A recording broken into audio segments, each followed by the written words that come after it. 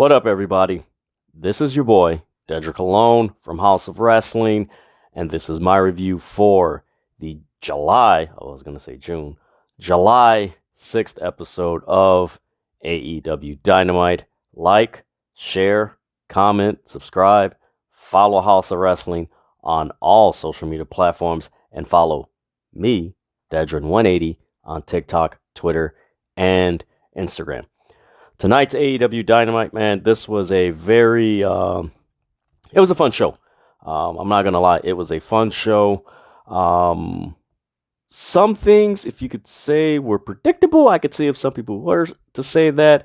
Others might see, oh, they're having this match type again. But for me, man, I enjoyed it. I'm enjoying how they're giving people that normally would be on Dark and Elevation and even Rampage, like they're giving more shine on Dynamite.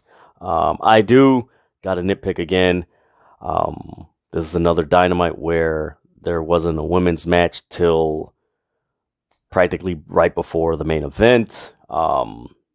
Hopefully this year, before this year's out, we get a women's match that opens AEW Dynamite. I'm looking forward to that.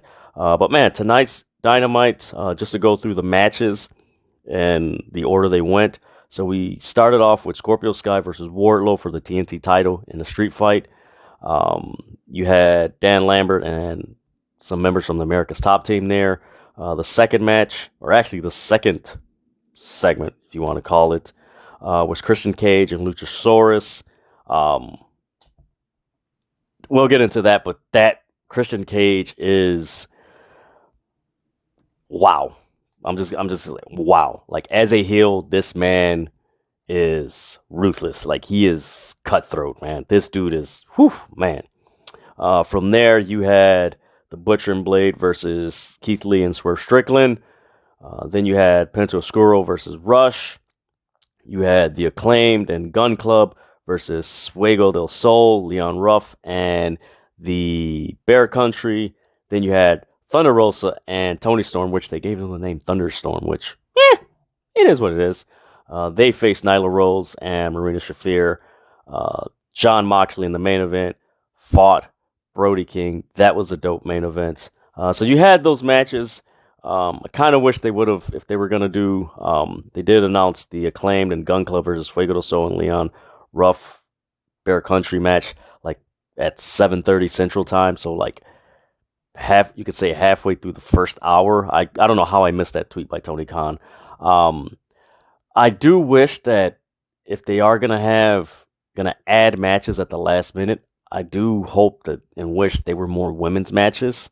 But then again, here's something to think about, guys. When you watch this review, a lot of times things that we don't see on Dynamite might be because it's already happened on Elevation, and what could possibly happen is you don't want to double book something that they already saw earlier in the night. So I kind of get that logic why certain things doesn't happen. But again, it's a 3-year-old company. Just tweak it a little bit, AEW. But other than that, man, these guys lately, AEW has gotten more physical. And by physical, I don't want to say the stunts or just going through tables and all that. Like, no, man, they're really, the chops are getting like louder. The forearms are getting stiffer.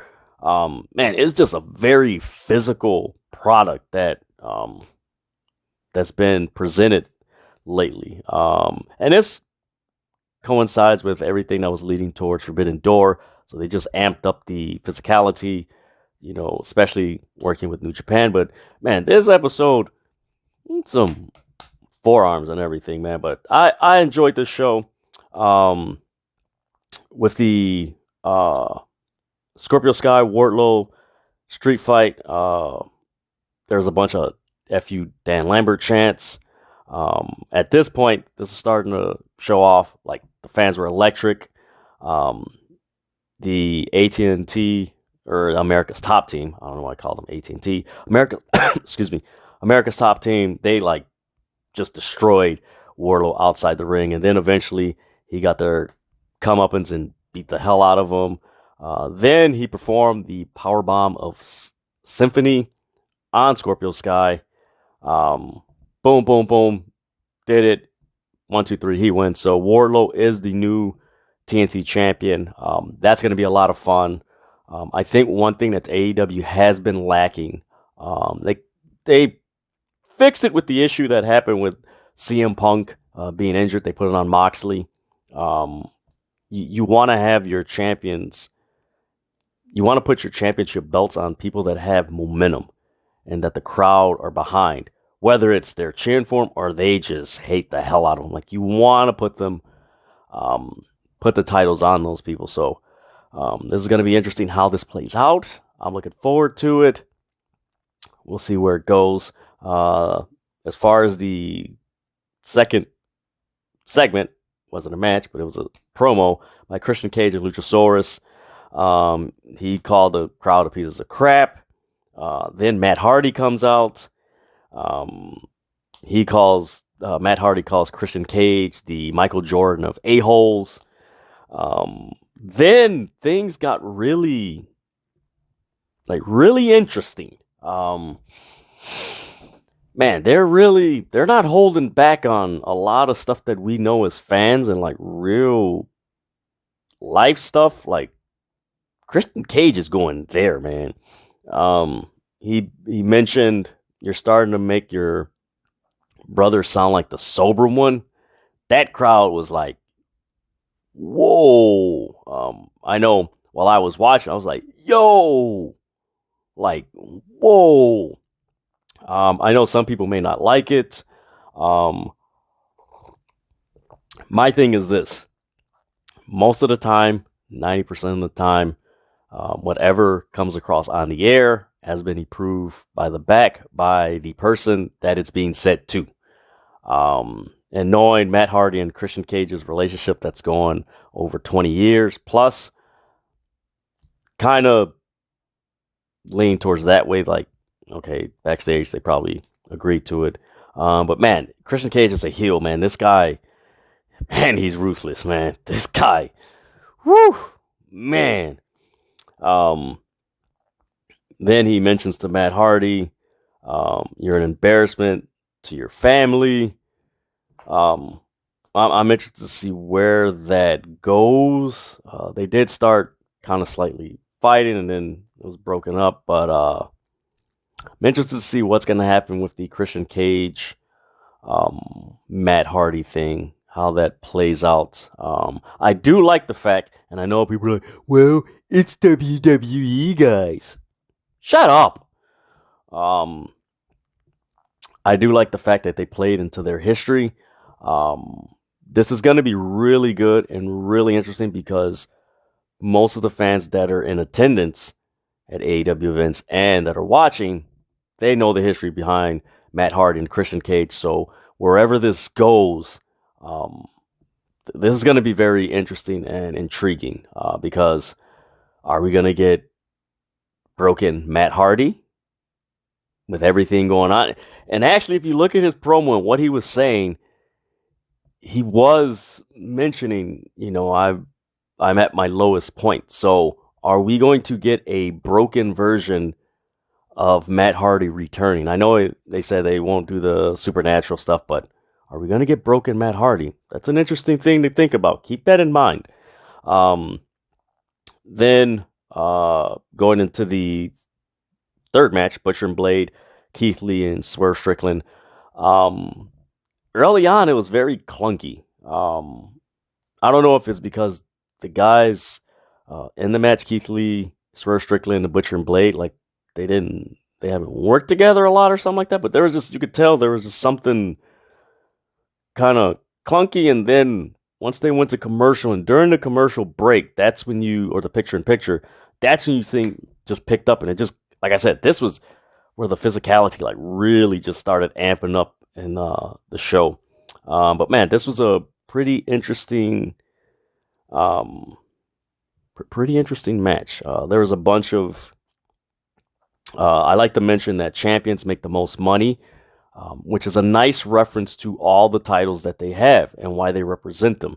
I wish they would go more into detail in promos, in their social media, and just the videos they have going viral and stuff like that. Like, just mention that, like, hey, the reason why we showcase these titles is because if you have the title, you make more money. So I like that little nod. That was pretty cool. There was a lot of swerve chants. There was a point in the match where there was a very, very, very close three. And by very close three, Keith Lee he successfully broke up the count. But the ref and him breaking up that count was, damn, that was so close. And then, of course, you had Swerve in Your Glory, the move that Swerve Strickland and Keith Lee perform. Hit it, 1, 2, 3. They win. Decent match, but it was what happened afterwards. Yes, what happened afterwards, man. And, whoo, boy, this was interesting. This is going to be good. You had Hobbs and Starks come out. Hobbs, he looks at him. He's like, we're two grown-ass men dealing with some bitch-ass dudes. I'm like, ooh, whoa. Ricky Starks, man, he, like, if you haven't watched the show or you want my take on it, you have to go back and listen to what Ricky Starks said because he was on fire. He said there's levels to this and you are not on our level, and we're the best tag team in the world. And as soon as he said that, the Young Bucks came out, which is the most unexpected team you would think would come during that segment with Ricky Starks, Powerhouse Hobbs, Swerve Strickland, and Keith Lee. There's a bunch of FTR chants, and yeah, we're better than those guys, and you know it. It's kind of a little nod to MJF, so I don't know what's going to happen with that. So the Young Bucks issue a challenge to Hobbs and Starks and Keith Lee and Swerve Strickland as far as a 3-way tag match next week for Fyter Fest. And then later on in the night, they announced it. So we're going to get the Young Bucks versus Keith Lee and Swerve Strickland versus Ricky Starks and Powerhouse Hobbs. I like that match. I can see why people are like, oh, God, another 3-way tag match. Like, oh, my God. Like, look, this is an AEW view, but I'm going to mention it. WWE runs back matches constantly, and people still watch it. As much as people complain, they still watch it. Sometimes it's good, sometimes it's other times like, all right. Case in point, this past Saturday at Money in the Bank, the best match of the night, Street Profits and Usos. They had a match before. That was a dope match, and it was like their multiple time that they fought each other, but that was dope. But man, I'm looking forward to the Young Bucks versus Keith Lee, Swerve Strickland, Ricky Starks, and Powerhouse Hobbs. One of the main reasons I'm looking forward to it and I'm ecstatic for it is the contrast in styles. I do not recall the Young Bucks being in a 3-way with the level of talent. This is no disregard to other 3-way matches they've had with other tag teams. Not saying that they're not at that level of talent. I think the better word is a variation of talent. There you go. I've never seen the Young Bucks face this variation of talent in Ricky Starks, Powerhouse Hobbs, Keith Lee, and Swerve Strickland. Just the different styles and contrasts and just how these teams work together. You got Powerhouse Hobbs and Keith Lee. Like, how are they going to wrestle the Young Bucks? You got Swerve Strickland and Ricky Starks. How are they going to, how are the Young Bucks going to wrestle those guys? There's so many questions to this 3-way tag team match that is just like, man, I really want to see how this plays out. It's so intriguing. And I like the fact that the Young Bucks being pretty much the guys who were part of the starting up of AEW along with Omega, Cody, Hangman Page, Jericho. It's cool for Hobbs, Ricky Starks, Keith Lee, and Swerve Strickland kind of to give that rub from the Young Bucks, like, hey, all right, let's do this thing. I'm looking forward to this match, man. That might be the match of the night. I hope that match is the main event next week, because that's a lot of talent in that ring, and whew, man, that is going to be a fun match to see. I'm looking forward to it. Oh man, it's gonna be so good. Then you had the Dark Order come out. This is basically, it's Rochester, New York. I like this. They were just acknowledging, um, you know, Brody Lee and Negative One was there. So cool to see him, man. You could tell he's having a ball. You can tell that he's getting the hang of speaking in front of the camera, in front of a live crowd, and you could see his composure, and he's getting comfortable with it. And that's cool because, there was Brody chants, the six of us are here to stay, new chapter. QT Marshall comes out, interrupts, and QT Marshall challenges Negative One, which was hilarious because you had Negative One being held back by Preston Vance. What is he, -6 or 7 or 10, -10 or something like that, or number 10, whatever he is. Then you had Hangman Page. He came out, beat up QT Marshall, put him in the ring. All the Dark Order members beat him up. And then what I really liked about this was Negative One, Brody Jr., grabs the mic and he tells QT Marshall, you know what? I'm not going to beat you up now. I'm going to wait till I'm 19. Ooh. Is that not some long-term storytelling with that? I don't know the age of Negative One, which I don't care. But you figure that's going to be in another 6, 7, 8 years or something like that. But man, that's some pretty cool stuff that they did with that. I like that. Then from there, you had. Give me 1 second, guys. You had Penta versus Rush. Love this match. Again, this was one match when I talked about AEW like amping up the physicality as far as the forearm strikes, the chops. Like, they're really, like, these guys are really laying into each other. And let me rephrase that. Not just the guys. The women also are really laying into these moves. And it's just like, man, this is very physical. I like the spot where Alex Alejandres was fighting with Jose the assistant. Like what? Like, man, this is crazy. I like the part where Roosh and Penta were trading chops. There's a part where they were slapping each other, forearm each other, and then they like headbutt each other and just laid each other out. I really like that. Of course, in the end, you had Roosh took off Penta's mask, which 1, 2, 3. Really looking for them to run this back. Really, I liked it. Do I wish it would have had more variety? Like, it didn't.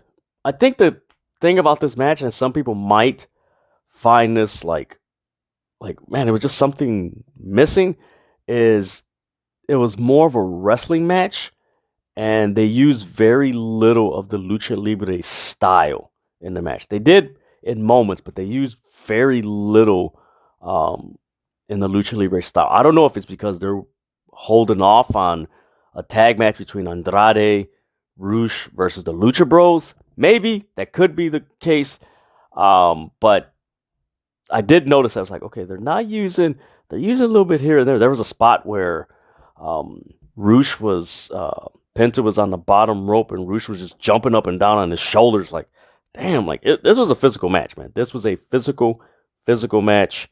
From there, you had the Acclaimed and the Gun Club versus Fuego del Sol, Leon Ruff, and Bear Country.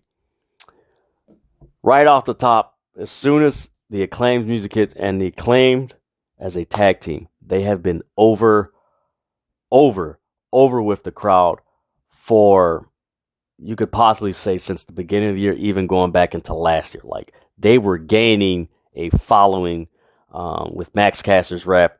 So Matt Caster comes out, listen, listen, listen. And as soon as he's about to talk, Austin Gunn grabs the mic. Now, he grabs the mic, he walks off, and you have Anthony Bowens and Max Caster like, whoa, and you have Billy Gunn, whoa, what's this? This match was pretty much a squash match. Anthony Bowens got the upper hand, tagged in Max Caster. Max Caster, well, he didn't necessarily tag him in. Max Caster performed an elbow drop, and then Austin Gunn runs in. He was the legal man, technically. Runs in, gets the 1, 2, 3, and you have this commotion between the Acclaimed and the Gun Club, and they're just going back and forth. And you have Billy Gunn. He shoves his sons down, and he's screaming at him. He's like, "What are you doing this?" And he's pretty much chastising him. And then, out of nowhere, he turns on him. He turns on the Acclaimed. Yes, Billy Gunn and the Gun Club, they turned on the Acclaimed. The crowd was booing them. All I can say is the Acclaimed are going to be faces. Yes, the Acclaimed, the tag team that receives probably one of the loudest reactions, crowd reactions, and not even tag teams. One of probably many AEW wrestlers who get one of the loudest reactions, and not even an AEW, a tag team.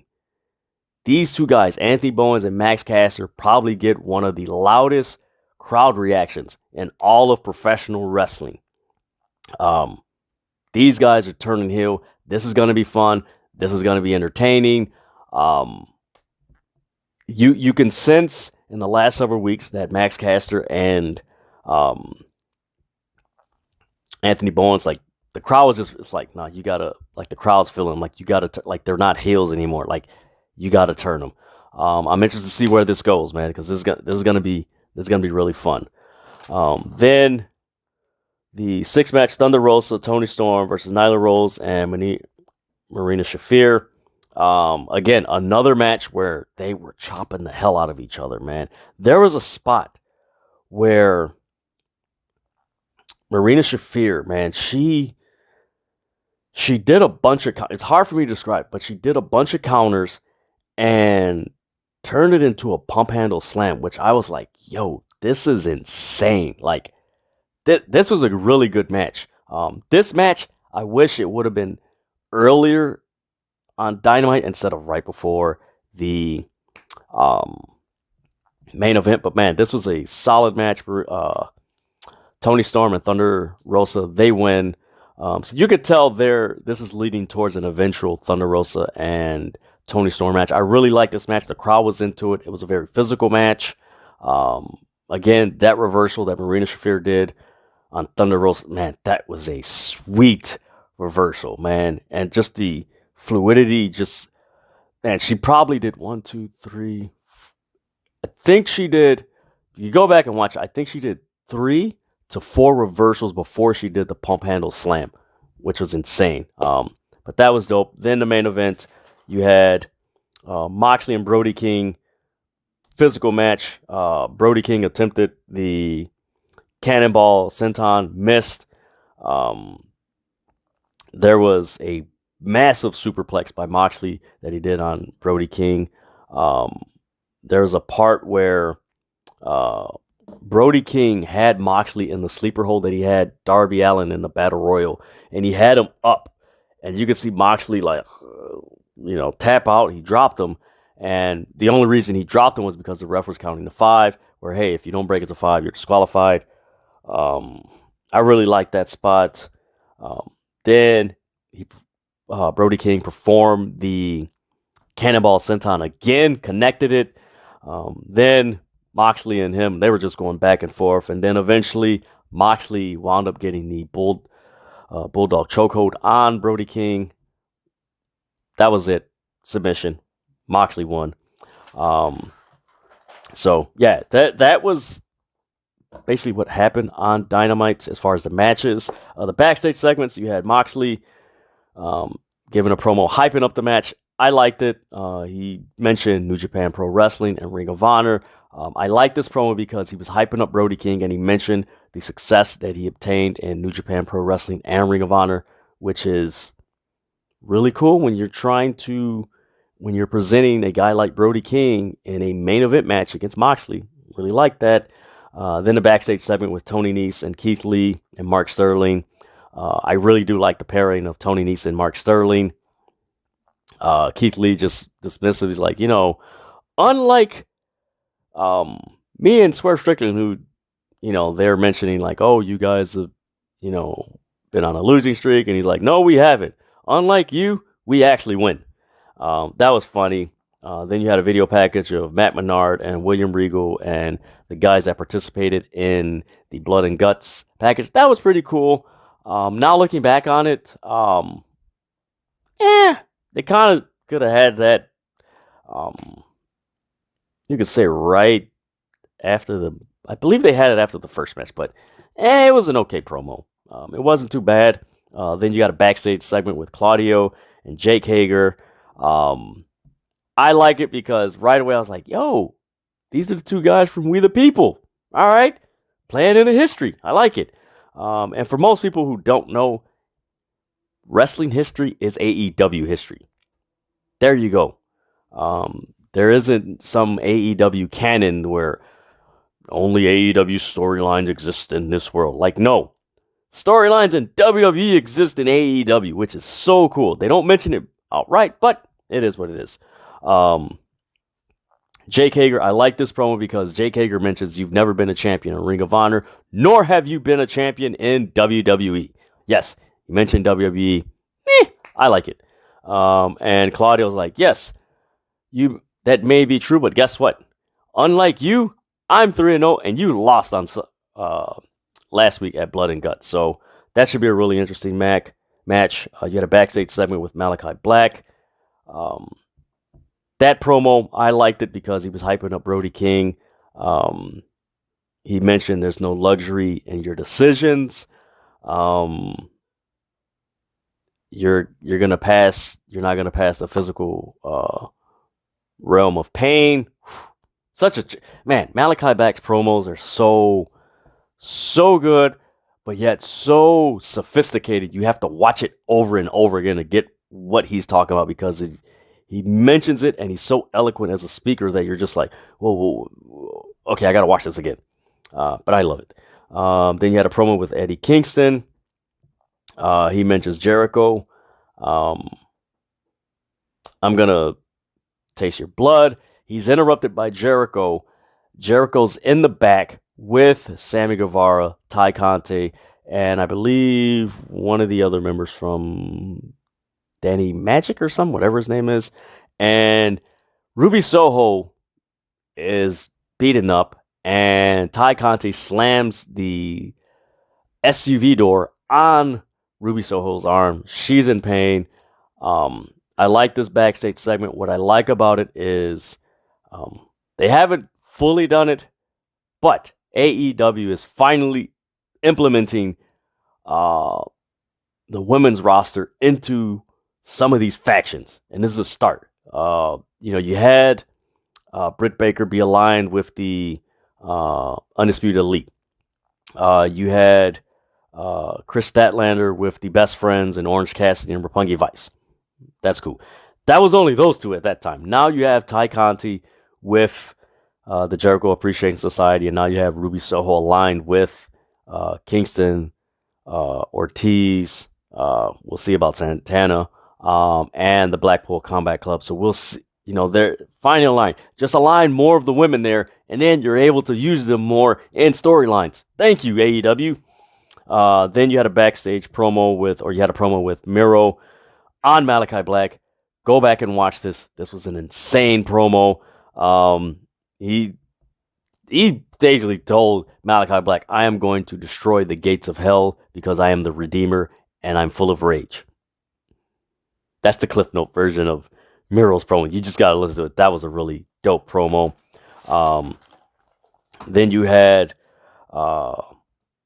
Mark Sterling with Tony Nese, and they were with the Orange Cassidy, the Best Friends, and you need a lawyer. Danhausen comes in, and they're like, "Hey, why don't we have a match?" And um, it was like, "Oh, okay, we'll have a match here and there." It was pretty funny. Um, I like Danhausen because he's just really funny, and you see at the end they're high fiving each other, and he's counting the high fives, like, "What the heck?" And then later on, it was announced that we're gonna get Orange Cassidy and Tony Nese on Rampage. Then you had another this backstage segment with Jade Cargill, with Brandon Stokely, Kiera Hogan, and they make great follow up to what happened last week, because there were so many questions with Brandon Stokely whispering in Layla Gray's ear, like, "Hey, this is your chance, take on it," and Layla Gray helping Jade Cargill and Kiera Hogan against Athena and Chris Statlander, which at the time everyone was like, "Wait, is she a baddie?" And then Jade Cargill dismissing her, and they're like, "Oh, she's not a baddie." So they mention it, they refer to it. Stokely acknowledges it. AEW can have an interim world champion, and guess what? We can have an interim baddie. He mentions that it costs $11,000,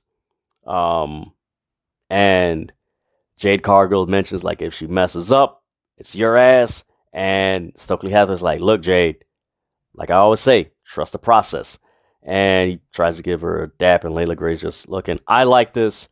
Layla Gray has been on AEW Dark and Dark Elevation, for over, you could say, 2 years. She's paid her due. She's done a lot of stuff on the independents. She has been on Raw and SmackDown. She had a match on SmackDown with who did she get beat by? I think Raquel Gonzalez. There you go. So I'm happy for her. She's paid her dues. She's always working. This is going to be fun. Depending on how this works, and look, she has the look to be a baddie. I think this might be longer than just interim. Depending on how this works out and just her chemistry, and usually what I've seen from her, she's been more of a face. But lately, there's certain women wrestlers that when you turn them heel, it's just like, oh, this is going to be good. This is going to be fun. So I'm really interested in that. Then you had backstage segment with Daniel Garcia mentioning Wheeler Yuta challenging for the Ring of Honor title. What was weird about this segment was they mentioned before they went to this backstage segment with Daniel Garcia that he's going to be fighting Wheeler Yuta for the Ring of Honor Pure title. And then in the backstage segment, he's like, "I want to challenge you for the Pure title." And it's like, maybe that should have been before, or like, I think they messed that up, because maybe more than likely that probably was taped. I don't know if it was live, but I think they. Oh, what the hell was that? Oh, well, something dropped. So they mentioned, I was like, man, that's something backwards or something. Then FTR, I love this. Yes, FTR, they challenged the Briscoes at Death Before Dishonor. That is dope for one reason and one reason alone. Is there, there was, reports that, certain people from Warner Media didn't want Briscoes in AEW. Maybe something has been resolved or come to a resolution or a compromise. I don't want to use the word compromise, but just there's been a discussion. There you go. A discussion of, both sides, and maybe something has been resolved as far as those things that maybe certain people from Warner Media just were, not with the Briscoes, and maybe something's opening up where they could be coming to AEW. I don't know, but I'm looking forward to this. If we get FTR and the Briscoes at Death Before Dishonor, it's going to be a dope match. And that looks like a dope pay-per-view so far. But we'll see where that goes. Quick notes. We're getting Takeshita and Eddie Kingston on Rampage. We're getting Mercedes Martinez and Serena Deeb in a tag team match. And we're getting Gresham and Lee Moriarty versus Khan and Taya Leone on AEW Rampage, along with Orange Cassidy and Tony Nese. Also, what was cool about this Dynamite was this is actually, they started implementing this since Forbidden Door. And it was the first hour they had Taz, Excalibur, and Tony Schiavone. And then the second hour, they replaced Tony Schiavone with Jim Ross. And Jim Ross called the second hour, which I like that. That's a callback to WCW Monday Nitro and WWF Raw is War, where they would switch up the commentary teams for each hour. I really like that. But hey, this was a fun AEW Dynamite in spite of all the injuries that has happened with AEW. They put on a solid show. It was entertaining. It was fun. For me, man, the Acclaim being faces, I like that. Christian Cage, that dude is ruthless. The Thunder Rosa, Tony Storm match with Nyla Rose and Marina Shafir, I like that. Penta Oscuro versus Rush, loved it. Butcher and the Blade versus Keith Lee and Swerve Strickland, loved it. Scorpio Sky and Wardlow, I'm gonna enjoy. This is gonna be fun with Wardlow being the new TNT champion and where this goes. This is gonna be fun. And Moxley versus Brody King, it was a physical match, man. You got to watch it, but man, it's hard to.